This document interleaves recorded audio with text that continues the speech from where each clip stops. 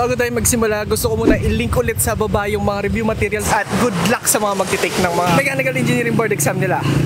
Kasi hindi ko alam kung pwede pa yun, pero at least may review materials. Ganda ng tricycle dito, kakaiba.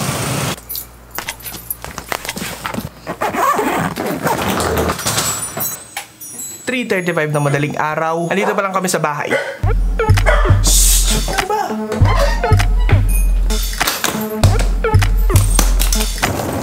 Sa likod ako mo.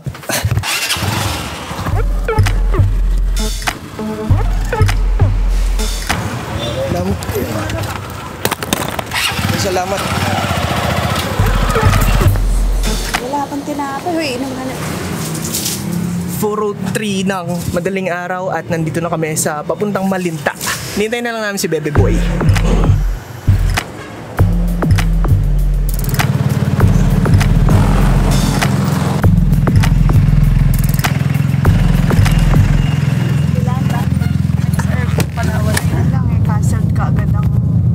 Pag kumukulog?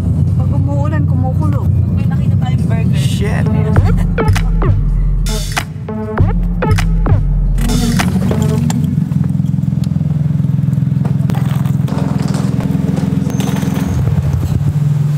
(5:02) nandito na ako sa DOH. Mamaya pang alas 7 yung boarding time, pero di ko alam kasi di ba sabi nga nila dapat 3 hours local kapag ka. Pero bahala na. Kaya na 3 oras lang yung tulog ko. 3 oras. Mama, alam na. Report na tayo nito, no? Oo.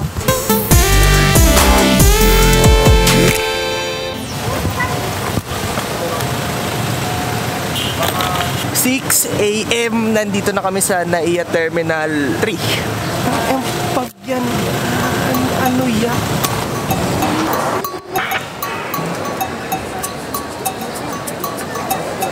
KJ, putang ina.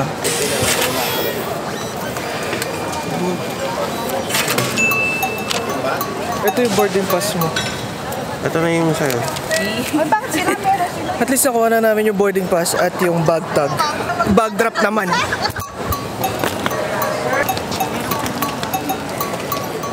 Kailangan natin yung ID. ID.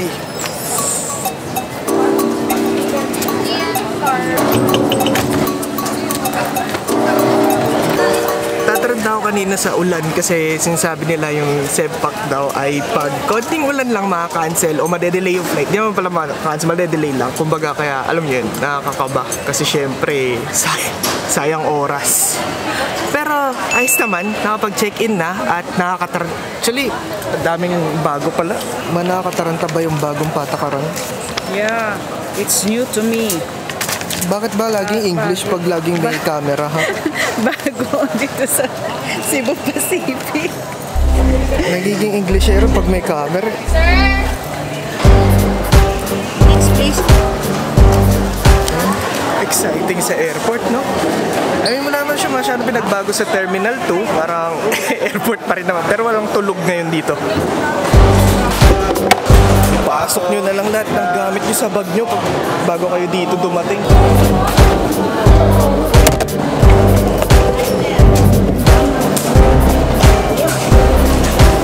Okay na? Stricto tong Sebpak kesa sa PAL. Bawal mag-video dun sa loob. Face mask. At nakakaihi na yun. Wow! Ito ka, ito si Boy. Sakto lang kami, boy. Malilit na kayo. Ano oras ka ba nakarating dito? Aga ako, mga before 6. Aga nga. Pero nag-ano ako, naghabal-habal ako.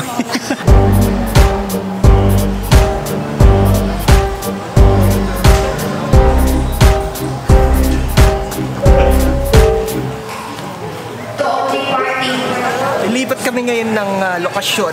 Ng boarding gate lang naman. Tara, boy.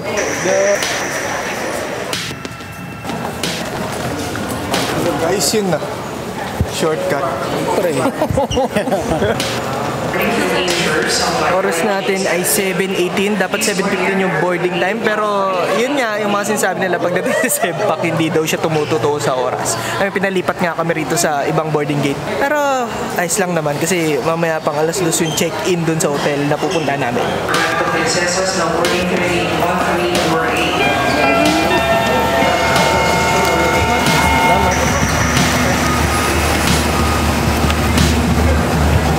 Dito ako para view ka lahat. Parang yung POV. Oo.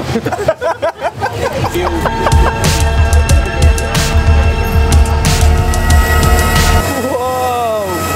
Napakaganda naman din eh.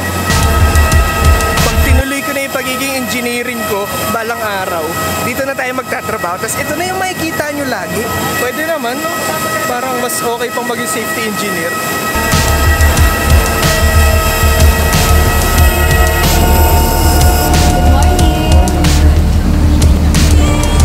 Lang boy, yung boy. Sige, pasok. Saglit lang. Sorry na boy. So kas nakaupo na rin. Public House, sama na ang eroplano ay hindi na mandatory. Magandang umaga po sa inyo lahat. Balugod po namin yung binabago sa ating paglipat. Tulog na tayo, no?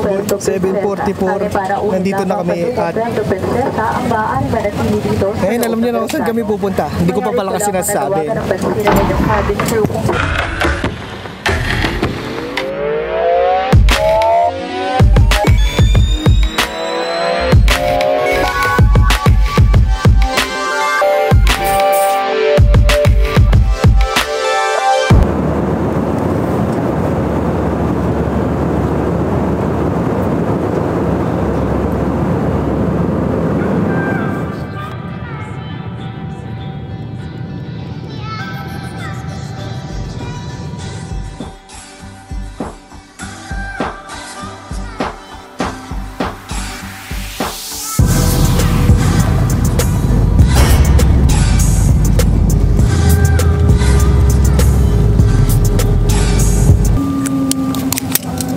Boss, paabot. Salamat, boss. Boy, dalawang flight na agad, no? Dalawang flight. Kasi to lagi eh. Lagi na to eh.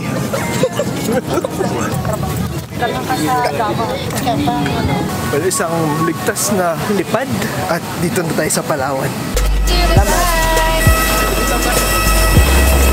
Para siya to. Very big airplane. Ang init! Para makapagtayo.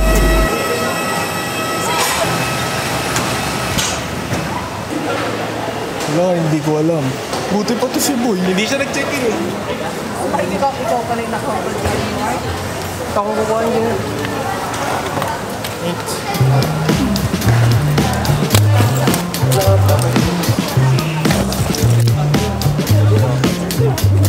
9:46. Ha?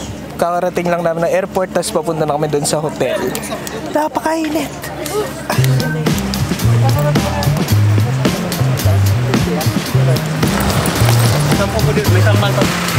Ay! Ay! Init. Sobrang init.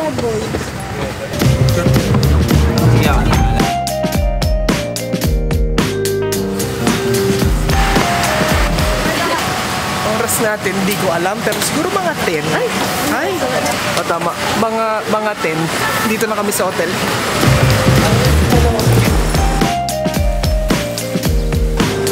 Bali, syempre ngayon, obvious naman, trabaho to at activity na naman. Ito na yung pangatlo. Ito na yung huli na activity na gagawin namin. Kasi kung naalala nyo yung una, yung pangalawa. Ito na yung pangalawa. Kasi ito na yung pangatlo. Pagod. Wala pa akong kinakain. Tapos kailangan ko ng kape o kaya pampagising. Basta kailangan ko pampagising. Sobrang nakakantok. What's up, friends? Yusik ka na lang. Yusing na eh. Hindi nga daw siya nakapag-walang kung may... Hindi nga daw siya. Sige ma'am, wait lang. Swimming pool dito, ayos. Bali mga... ice cream. Oh, ice cream.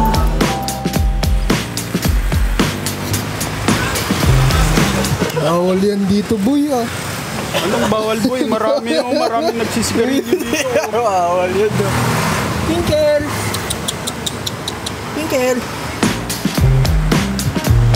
Nandito lang sa harap ng Estorias.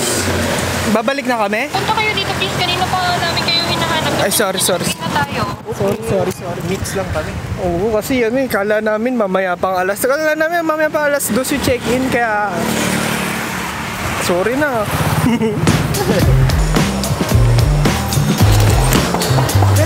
Saan tayo? 117? 172, sir. 170 dito lang.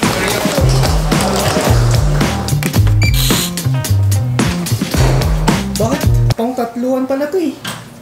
Hindi ko talaga mapigilang hindi gumala agad kasi may 2 oras pa naman eh. Pero ayos lang, mag-check-in muna daw. Buti na pag-check-in tayo kahit hindi pa alas 2. Kasi oras pa lang talaga namin, 10:37. Mamaya pang alas 2, tapos mamaya pang alauna yung activity. Saan po yung nag-iossi dito? Ay, ayun yung nag-iossi. Pares pa kayong nakahubad ah. Talaga. Grilled pork beef.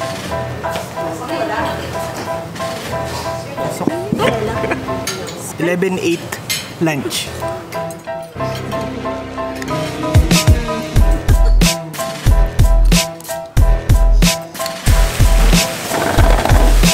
Yun ay isang napakasarap na hapunan at syempre magtatrabaho na kami ngayon kasi yun naman yung pakay talaga namin dito. At sa totoo lang saya lang na nai-enjoy ko yung trabaho tas nakakagala din at nagagawa ko rin tong paggawa ko ng video. I mean, hanggat wala akong nilalabag na batas sa trabaho.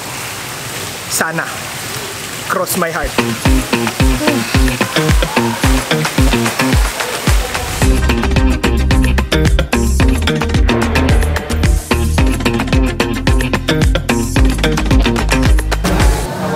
Kape.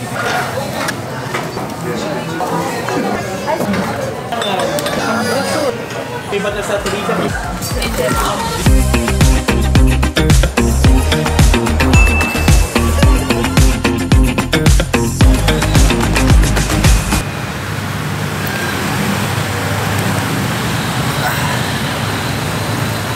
Sobrang nakakapagod talaga yung activity. Pag activity nakakapagod talaga.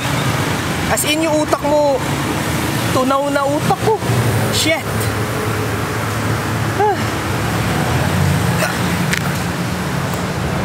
Why don't you take what you want from me? Take what you need from me. Take what you want, go.